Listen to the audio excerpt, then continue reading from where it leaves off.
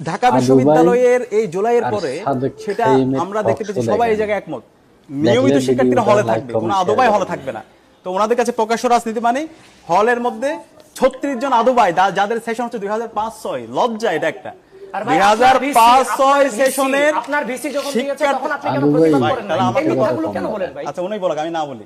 এই মিথ্যাগুলো কেন বলেন? না আমি আর না বলি। না আমি আপনার কাছে আসবো। না এইভাবে হয় না, এটা তো ন্যূনতম যদি ওনার দিয়েছে এটা ছাত্রদের উপর দেন কেন? 36 বছরে কেউ কি ছাত্রদল করে? সব জায়গায় মব তৈরি করে। গতকাল যেটা শাহবাগ থানায় তৈরি করছে, আবিদুল ইসলাম আপনার কাছে আসি, আপনি বলেছেন প্রত্যেকটা জায়গায়। না 36 জন আদবাই, এটা আমাকে বলতে দিতে হবে। আপনি 30 সেকেন্ড 36 জন আদবাইকে তারা হলের মধ্যে সিট দিয়েছে, যারা 2005-06 সেশনের শিক্ষার্থী, 7-8 সেশনের শিক্ষার্থী, এমনও আছে যাদের 2টা থেকে 3টা সন্তান আছে, তারা হচ্ছে চেয়ারপারসনের জব করে, তাদেরকে হলে দিয়ে তারা আদবাই তৈরি করে, আবার সে হচ্ছে আবার ওনার যদি আসে আপনার কাছে অভিযোগ তুমি কি করবা? ভাত খাওয়া